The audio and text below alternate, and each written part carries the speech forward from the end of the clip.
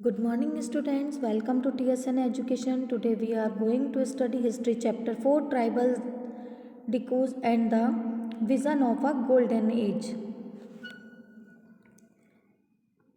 In 1895, a man named Birsa was seen roaming the forest and village of Chota Nagpur in Jharkhand. People said he had miraculous powers. He could cure all disease and multiply grain. Birsa himself declared that God had appointed him to save his people from trouble, free them from the slavery of the coast outsiders. Soon thousands began following Birsa, believing that he was Bhagwan and had come to solve all their problems. 1895 में Birsa name के एक man को झारखंड के छोटा नागपुर के forest में घूमते हुए देखा गया था. People said he had miraculous powers, और लोग कहते थे कि उसके पास चमत्कारिक शक्तियां हैं. He could cure all disease, और इसके अलावा वो सभी जो डिजीज़ हैं उनको क्योर कर सकता है और ग्रेन्स को कई गुना बढ़ा सकता है.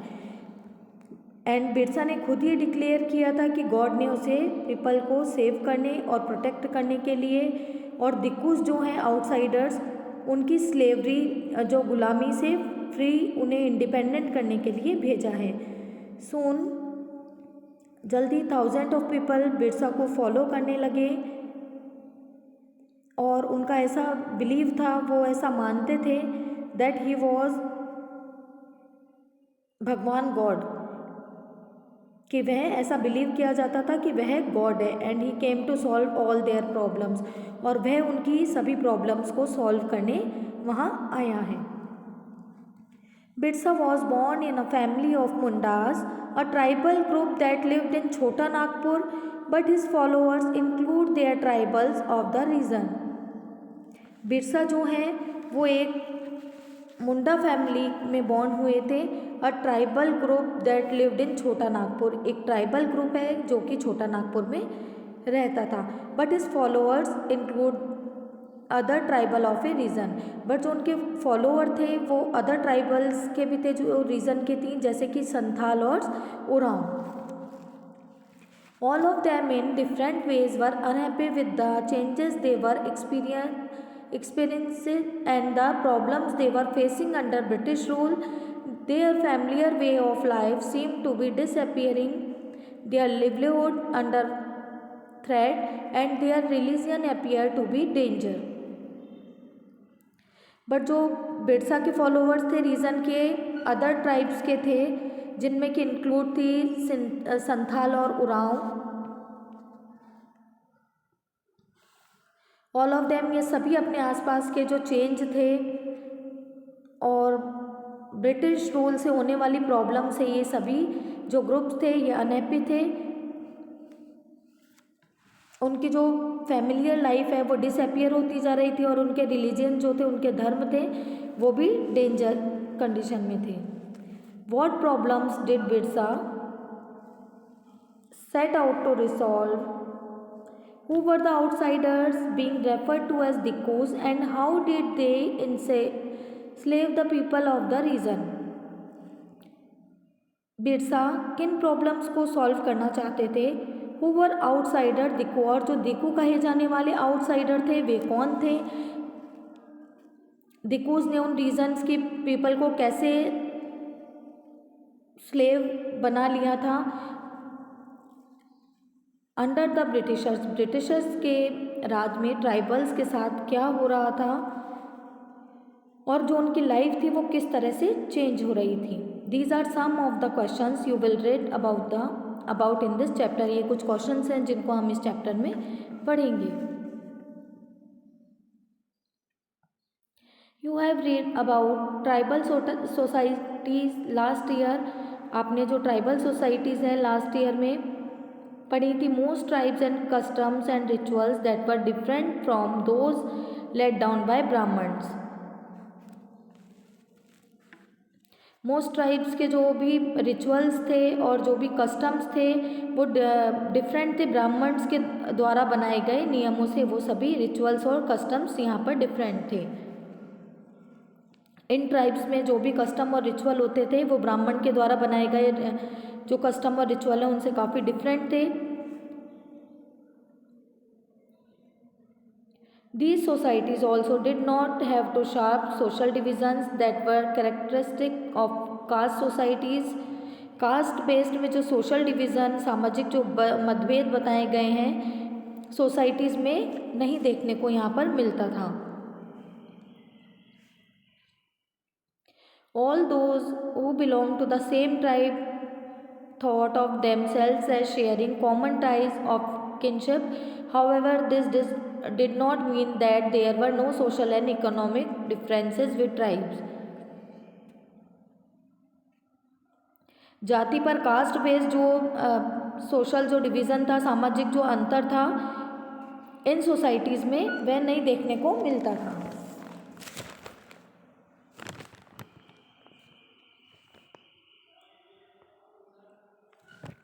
जो लोग सेम ट्राइब्स को बिलोंग करते थे एक ही किनशिप में एक ही ग्रुप में एक कुटुंब में रहते थे। However, this did not mean that there were no social economic difference. ऐसा नहीं है कि उनमें कोई भी सोशल या इकोनॉमिक डिफरेंस कोई भी सामाजिक और आर्थिक मतभेद नहीं था। How did tribal groups live? Tribal जो ग्रुप्स हैं वो किस तरह रहते थे?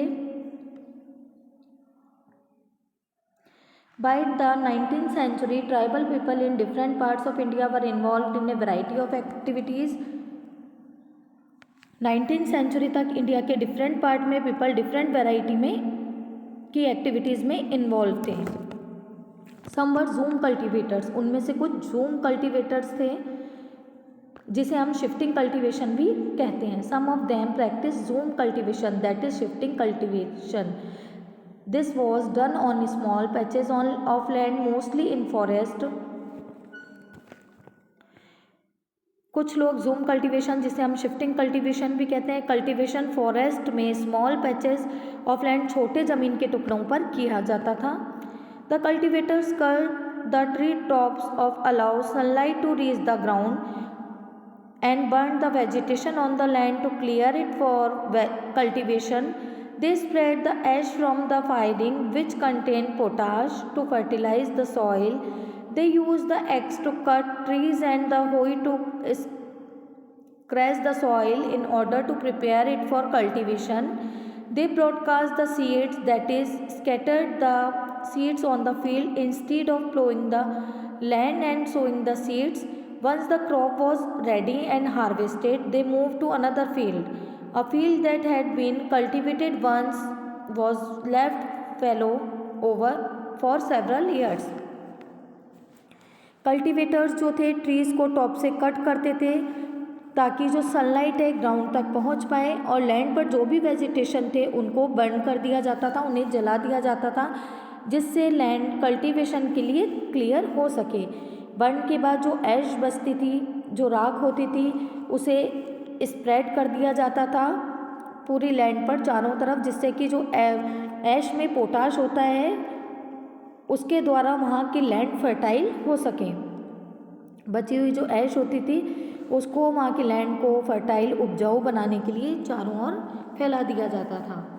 दे यूज़ द एक्स, इसके अलावा वे ट्रीज़ को कट करने के लिए कुल्हाड़ी को यूज़ करते थे, एक्स को यूज़ करते थे और सॉइल के लिए होई, मिट्टी खोदने के लिए वे लोग होई को यूज़ करते थे जिससे कि कल्टीवेशन के लिए लैंड प्रिपेयर हो सके। वे सीड्स को सो करने के लिए के बजाय स्कैटर्ड बिखेर देते थे। प्लोइंग द लैंड, ज़मीन पर हल चलाकर बीज बोने की जगह वे उन्हें बिखेर देते थे। जब क्रॉप रेडी हो जाती थी, हार्वेस्ट पककर तैयार हो जाती थी, वे अनदर फील्ड की ओर मूव करते थे। जिस लैंड पर एक बार कल्टीवेशन हो जाता था उसे फिर कई ईयर्स के लिए फैलो परती के लिए छोड़ दिया जाता था जिससे कि fallow a field left uncultivated for a while so that the soil recovers fertility. Fallow एक फील्ड को अनकल्टिवेटेड बिना खेती के छोड़ दिया जाता है जिससे सॉइल में फर्टिलिटी उपजाऊ रिकवर हो सके, वहाँ की ज़मीन फिर से उपजाऊ हो सके। साल एक ट्री होता है। Mahua a flower that is eaten और यूज टू मेक एल्कोहल, एक फ्लावर जिसे कि खाने के लिए यूज़ किया जाता है या फिर एल्कोहल बनाने के लिए यूज़ किया जाता है, इसे महुआ कहा जाता है। सम वर हंटर एंड गैदरर्स, इनमें से कुछ जो थे वो हंटर और गैदरर्स थे।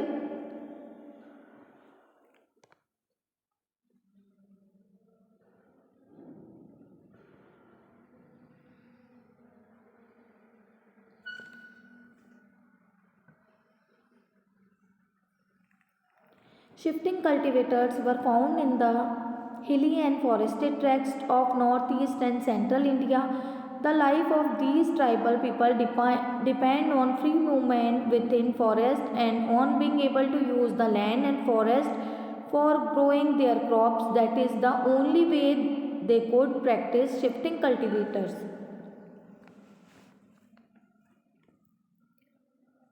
Shifting cultivators सेंट्रल इंडिया के ज़्यादातर हिली एरियाज़ और फॉरेस्टेड एरियाज़ में मिलेंगे।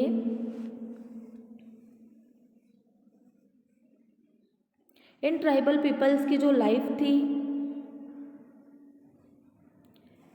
फ्री मूवमेंट विद फॉरेस्ट, जंगलों में स्वतंत्रता से आने जाने और क्रॉप्स को ग्रो करने के लिए फॉरेस्ट और लैंड को यूज़ करने पर डिपेंड थी।